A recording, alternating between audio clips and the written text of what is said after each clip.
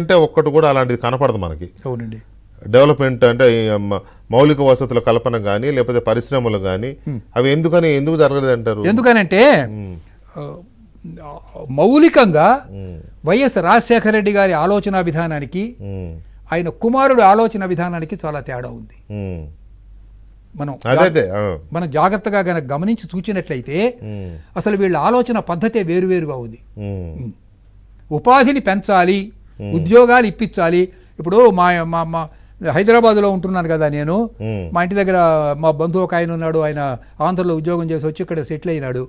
నేను వెళ్ళి చూసి వస్తుంటా అప్పుడప్పుడు. బంధువు కదా, వెళ్ళి చూసి వస్తే ఎట్లా బాగున్నారా ఏంటి సంగతి అని అడిగితే పెన్షన్ వచ్చిందా అని అడిగా. పెన్షన్స్ రావన్నాడు. పెన్షన్స్ రావుట ఎందుకన్నా ఎప్పుడో 15వ తారీఖు తర్వాత మొత్తం జగన్మోహన్ రెడ్డి గారు ముఖ్యమంత్రి అయిన తర్వాత ఇంకో 10 రోజుల్లో పోలింగ్ ఉంది కదా, అందుకని ఫస్ట్ టైం ఇవాళ పడ్డాయి. ఫస్ట్ తారీఖు నాడు పెన్షన్లు జీతాలు 5 ఏళ్లలో, మొత్తం 5 ఏళ్ల చరిత్రలో ఫస్ట్ టైం ఇవాళ ఒక్కరోజే పడింది.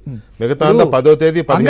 అంగన్వాడీ వర్కర్లు, అవును, ఆశా వర్కర్లు, అవును, పెన్షనీర్లు, ఉద్యోగస్తులు ఎవ్వరికీ సంతృప్తి లేదు ఆంధ్రప్రదేశ్లో. వెంకటకృష్ణ గారు, ఆంధ్రప్రదేశ్ దుర్భిక్షంలో ఉంది. అది ప్రకృతి సృష్టించిన దుర్భిక్షం కాదు. This is man made. ఇది మానవ కల్పితమైనటువంటి ఒక సంక్షోభం. కర్ణాటకలో నీటికి కాటకం. కర్ణాటకలో అక్కడ కూడా నీళ్లు లేవు, నీరు ఇబ్బంది వచ్చింది. మరి కర్ణాటకలో కావేరి ప్రవహించే చోట నీళ్లు లేకపోవటం ఏంటండి? కర్ణాటక ట్యాంకర్లు ఇచ్చి నీళ్లు. బెంగళూరు సిటీలో చాలా కాటకం వచ్చింది. మరి కర్ణాటకలో నీటికి కాటకం, సీమాంధ్రలో జగన్ నాటకం. దీనికి కారణం ఏమిటి అని మీరు ఆలోచించండి ఒకసారి. ఆర్థికమైనటువంటి దృష్టి. ఇప్పుడు చంద్రబాబు నాయుడు గారు ఎలక్షన్స్ తర్వాత అధికారంలోకి వచ్చినా సరే ఆయనకి చిత్తశాంతి ఉండదు, విత్తశాంతి ఉండదు. అవును, విత్తశాంతి అంటే ఆర్థిక పరమైన శాంతి ఉండదు. ఎందుకంటే ఈ అప్పులన్నీ తీర్చాలి కదా. అసలు ఒకటి ఆయనకి ఎప్పుడు శాంతి ఉండదు, ఎప్పుడు ఏదో ఒకటి పెట్టుకుంటా ఉంటాడు నెత్తి మీద, ఏదో ఒకటి చేయాలని. అంటే రాజకీయాల్లో ఇవి తప్పవు, కానీ అంత ఇదిగా ఎవరు హెడ్ ఉన్నప్పుడు హెడేక్ తప్పదు కదా మరి. కానీ ఆయన బాగా, అంటే నాకంటే ఆయన ఒక 10 ఏళ్ళు చిన్నవాడు. అవును, కానీ నేను తిరగలేకపోతున్నాను. మీరు బాగానే అంటే కొద్దిగా వయసు తెలుస్తుంది కానీ ఎంత విస్తృతంగా పరిచయం. మీ మెమరీ గానీ మీరు ఇంకా నాకు మెమరీ ఉంది బ్రహ్మాండంగా. మీరు నాకు మెమరీ ఉంది, జ్ఞాపక శక్తి, నేను కోట్ చేయగలను హిస్టరీలో. కానీ ఆయన తిరిగినట్లు నేను తిరగలేనండి. ఆయన అంటే ఒకటి ఉంది, నాకు అనిపించింది ఏమిటంటే చంద్రబాబు నాయుడు గారికి ప్రజల ఎడల ఒక కమిట్మెంట్ ఉంది. ఏదో చేయాలనే తపన ఉంది. ఏదో చేయాలి, జాతి నాశనం అయిపోతున్నది.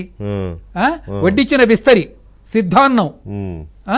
తెలుగు జాతి 5 కోట్ల మంది తెలుగు జాతి ఎందుకు కంట తడి పెడుతున్నది? కూర కమ్మగా ఉంది అంటే తినడం మానేస్తున్నాడు జగన్ రెడ్డి. ఏంటండి మళ్ళీ చెప్పండి. కూర కమ్మ. ఓకే, కూర కమ్మగా ఉంది అంటే తినడం మానేస్తున్నాడు. అందులో 2 అక్షరాలు ఉన్నాయని అంతే కదా. ఇక మరి మీ శ్లేష, మీ చెప్పినాడు శ్లేష అదే. మరి అమరావతి అంటే కమరావతి అన్నట్లు వినపడుతున్నది జగన్ రెడ్డికి. అంటే అమరావతిలో ఉన్నది ఒక కమ్మవాళ్లేనా? అరే రెడ్లు ఉన్నారు, అందులో 50%, మోర్ దాన్ 50 వీళ్ళు దళితులు, ఇంకా మిగతా వర్గాలన్నీ ఉన్నాయి కదా. అసలు తక్కువ పాపులేషన్ ఉన్నది కమ్మవారే, రెడ్డి వాళ్ళు ఎక్కువ ఉన్నారు. 4% ఉన్నారు అంతే. రెడ్డి గారు ఎక్కువ ఉన్నారు, మిగతా వాళ్ళందరూ ఉన్నారు కదా. మీరు తుళ్ళూరు, ఆ పక్కన తాడికొండ, తుళ్ళూరు, ఆ ప్రాంతాలన్నీ వెళ్ళి చూడండి. పొన్నికల్లు, అక్కడంతా కూడా అన్ని వర్గాల వాళ్ళు ఉన్నారు. పైన రిజర్వ్డ్ కాన్స్టిట్యున్సీ కదా అక్కడ తాడికొండ చూడండి, ఎస్టీ రిజర్వ్డ్.